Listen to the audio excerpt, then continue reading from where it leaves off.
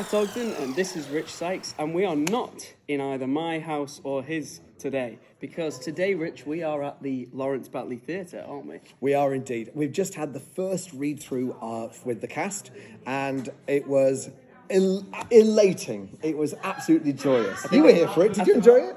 I was here, yeah, I was here. That's why I'm here now. No, I loved seeing your reaction as well, whilst you were trying to be in writer mode on standby, whilst you are actually being George, because as we know from the previous podcast, Rich is playing George, the title character. Yep.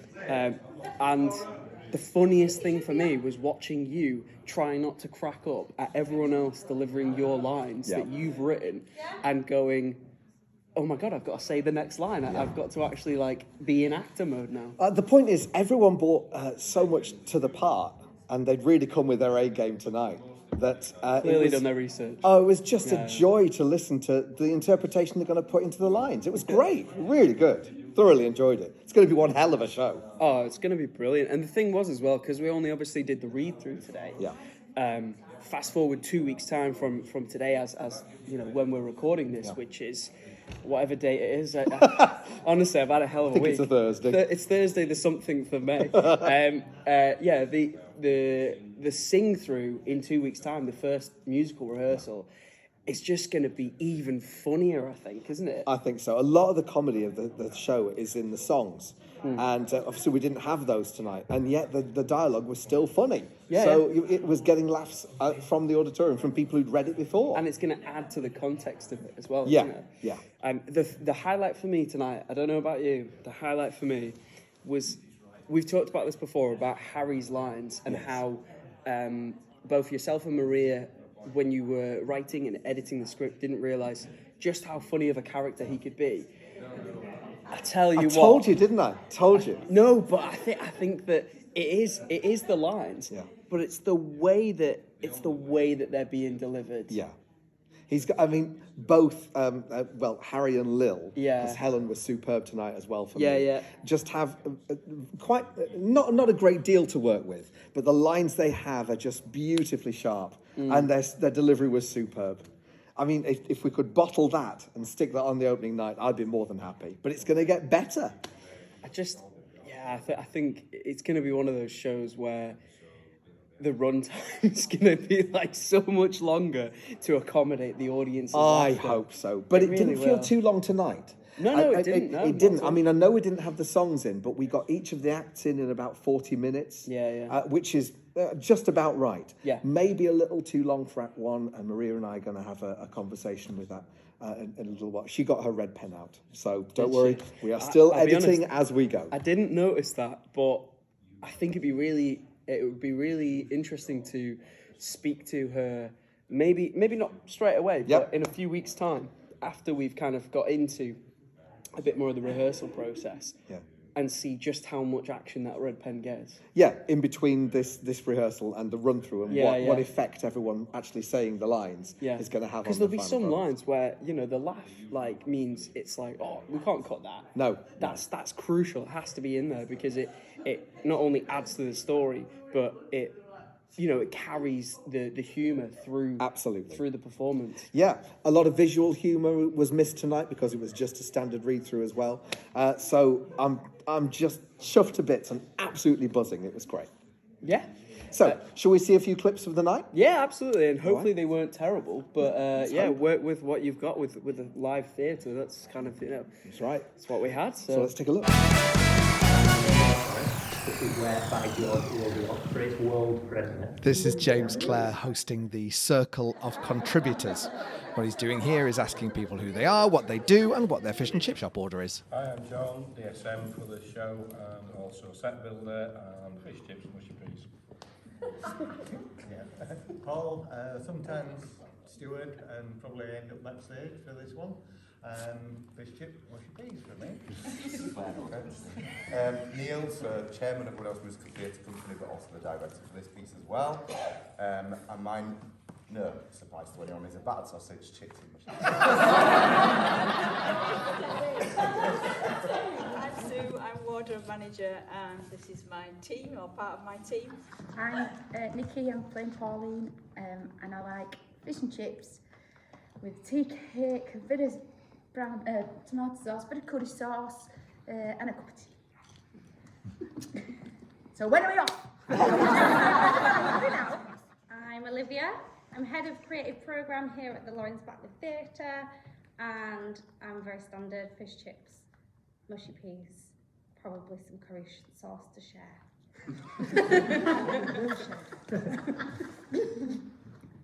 Hi everyone, I'm Ryan. I'm in the marketing team here at the theatre. Mine would be fish and chips, but literally swimming in vinegar. And a can of dandelion and burger. Right, now, so it starts with the massive opening number and the lights go up. We're in the fish and chip shop, and we get to the first bit of dialogue after the opening number. The opening number will include everyone. It's the full company number, just to get the audience going and give them a perspective of what a Yorkshire musical is going to look like. And then we start off pretty much on page 10 with our lovely leading stars. Salt of vinegar. Is that free? Of course. Yes. For our pains, we make no charge for condiments. In the words of Sir Winston, wealth and taste and leisure can bring many things, but they do not bring happiness. The best things in life are free. That's 10p for full. How many calories are there in your fish? 12. I'll give you what's left, love. And extra chips. And in chips? 40,000. It's rather a lot, isn't It is. I doubt such a tight artery as yours could stand. Steady on them stairs, Sam. You sound like your dad when he's late for happy hour. Mum, you're not out tonight, are you? Saturday night? Well, it depends, love. Your father might want to treat me. So you're in then? Yes. Oh, she's a terror. Fancy hijacking that poor lass's end night. She's invited us. What? Oh, no. We don't even know, Janet. I said yes. Well, she said it was the social event of the year, once in a lifetime, with all the merrier. Yes, yes, good. Oh, God. Morning, Claude! Sorry I'm late. Real drama in the pool. I thought I was choking on a contact lens. It turns out it was only someone's verruca. What got on again? The one before she nicked my lane. Number 4. Left her 3 years ago to travel. Didn't get very far. She slashed his tyres on his Mercedes. Fantastic for sexual function, bladder leakage and water retention. Just not garden retention. One. Number 1 was Stephen. A real crush. What happened to him? I just said, crushed. He took me to Spain and he was trampled by a bull in Pamplona. 2, check 2. Number 2 was Luke. Rebound. Didn't Luke both ways and rebounded off an oncoming Ford Transit. 3. Oh, 3. Alfie. Alfred the Great. Died what he did, what he loved doing most. Me. 1, 2, 3, 4. Flat Peony Gordon, of course. And then there was Len. Oh, poor Len. God rest his soul. Of course, you knew him first, didn't you, Lil? Did you have a small thing with him before he moved in with me? Aye, 6-year thing. 6, was it? You did so well first time, didn't you, Paul? I've always been so fond of George. He's so tight. No. So thick. No. Dependable. Predictable's a better word. Now shake it out. Oh my God, not that much, Clive. Reminds me of the pendulum on our Deirdre's hall. Janet, love. Pop it back in, yeah? No, it came out while you were thrusting. Did you know? Really? Oh God, it's big enough to have its own poster. Heels back now. It's hamstring curls. Right, another lot. Here we go, girls. 7, 8. Just a suggestion. Next time, could you perhaps wear loose-fitting clothes for this class? If I had any loose-fitting clothes, I wouldn't need this chuffing class. Pauline! Now, everyone, it's very important to hydrate after exercise. Harry, 6 pints of tap water, please, love. Bloody Nora, you'd think once in a while they'd hydrate with something I can charge for. Cold reads are often quite dry, especially without songs or stage directions. This one zipped along, and you could feel the characters taking shape and the confidence building in the cast. There's a heck of a journey for everyone over the next 17 weeks or so, and a lot of rough edges to iron out. But hopefully the laughs will keep coming. Let's get back. Glad you like it. She said I was a wonder. Impeccable complexion, lips like wagon wheels, no bra. Very important to stay to be invigorating as someone reaches middle age. We don't want to get bored, do we? There's always a time to try something fresh. Fresh? Smells like a yoghurt's been left at airing cupboard. We'll talk again when we've got some time to ourselves.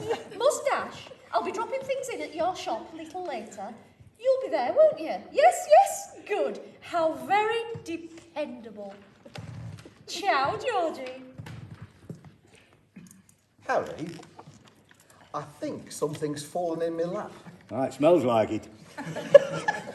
You know, everyone told me having a kid would change your life. And it did. Well, it didn't change our George as much. He occasionally asked what smell what. But things carried on as per for George. When he got beyond nappies, our Sam smelt of grass, or mud, or whatever else he'd been playing in. And after that, he smelt of clear soap. Now it's too much aftershave. You know, if George had had sinusitis, I doubt he'd even know we'd had a child. No! What was that? Someone's just defriended me. Well, that hardly matters. I now have 9,998 friends. I have the 7th largest friend acceptance within 25 miles. I was just about to top 10,000 and some dopey dribbler has had the temerity to take me off the list. Oh, shocking. I know. Anyway, it's not about me. This evening's about Janice. Janet. About Janet. Like I said, so drink up everyone. Let's start as we mean to go on. Shots. Let's have a toast. To Jan. To Jan. On this night of a lifetime, may you and your future husband, Sean. Is he? Spend the rest of your lives happy ever after. Ping. Wait a minute. That's 99, 9999 and... Yes! At last, something decent to celebrate. Maybe. Something on your mind? Marjorie Brackenridge. Oh, aye. I thought I could smell something. What was she doing here? She's taken over Janet's endo and she brought me a T-shirt. Roped you in as well, has she? Oh, grubby little tentacles are all over this place. She's very friendly all of a sudden, you know, interested in me and inviting me out. Terrible. Oh, you're all right. But I swear to you, she stood right there and made a pass. Her too? No. Where the flaming hell have you put me key? Will, you're not wanting anything lifting, are you? Sam! You're all right, George. I just came back from my pen. Bye-bye, dear. Enjoy your evening. There. Look at her. Look at that. He looks happy. Exactly. I'll give him happy. She were there, Will. She stood right there with a chest and a whiff. I wasn't meant for trifling with technology. When you were lying helpless, how did you call the ambulance? How did you reach your landline? Oh, message. Claudia's eating Lego. Mustache. George, how did you call for ambulance? Hello, Paul. How's the patient? Are you all right, Georgie? Yes, yes? Good. He's fine, Marge. For now. Excuse me, I just need to check something. What? The last number called from this phone. Put that down. You see, if I just press this redial... Give that to me. It'll tell me if 999 what last number called. I order you. Or whether it were Chemist or Agnes Tuesday about our George's pipe hemorrhoid prescription. Whoa! Fetch help! Hello, darling. Ambulance, please. I'd appreciate you making the facilities more suitable for your wheelchair-bound patrons. I'll get you a longer chain. Oh, your lat's performing then, is it? By thump, Harry! You know how to pile on, don't you? There you are. How are you, Georgie? Hello, Marjorie. A little inconvenienced, if truth be told. My poor soldier. You need someone with a caring nature. Someone with the right facilities. Your place toilet's upstairs. You think I don't know that? Why in blue blaze do you think I'm here? Your lab's on the ground floor. Why don't I take care of you then, George? Eh? My previous husband, Len, God rest his soul, was sedentary from the nose down. Couldn't talk to me, only listened for the last 6 months. The doctor said, in the end, death was a blessed relief. Let's set you up at mine till you've healed. Yes, good. Pauline can't possibly care for you in that tiny place, now can she? I suppose not. Are you sure, Marjorie? Of course. I don't mind caring for you. Temporarily. A few weeks under me and you'll be right as ninepence. Yes, good. Square it to Pauline, get her to pack some clothes for you. Not too many. That's far too kind. I really can't. They'd be lost without me there. It'll be very good for you, George. You deserve a little bit of R and R. Hello? Hello, love. It's me. Did you manage to go without covering yourself this time? Yes. Well, I'm very well, thank you. I'm at the Crown, and you'll never guess who's here with me. Marge Brackenridge. How do you know that? You're on her phone, you tray cloth.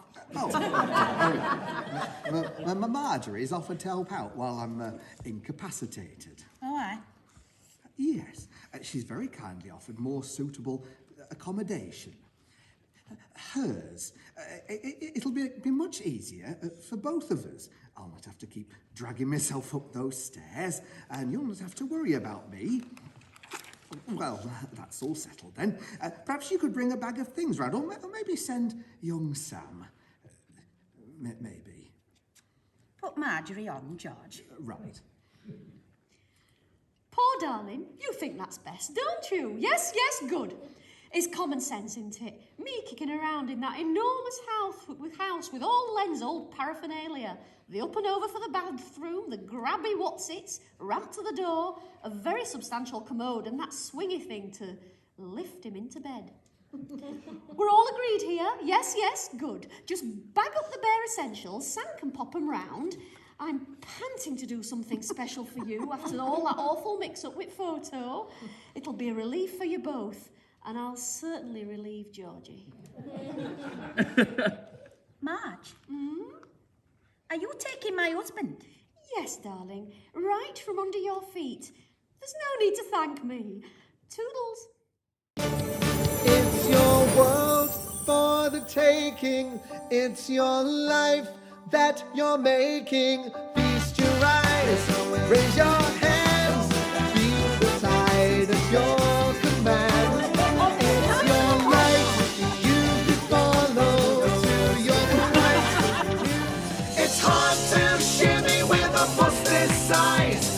Jumping jack and I go back with 2 black eyes. A great fight, step you and me.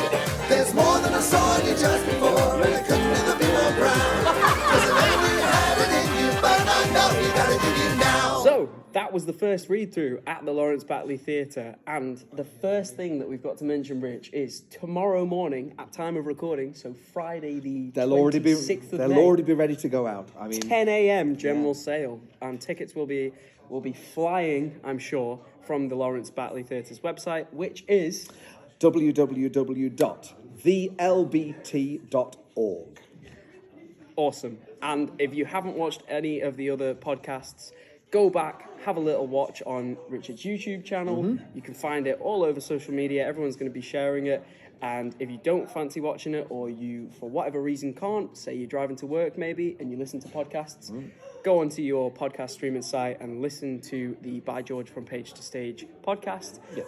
We're going to be recording another 17 episodes at least, aren't we? That's all we've got left now, folks. We're on the countdown stage. If you do want to subscribe to the podcast, all you do is you go to your podcast application, you tap the search bar, and then tap in By George From Page to Stage, and that'll get you straight to us. And then it'll subscribe for you.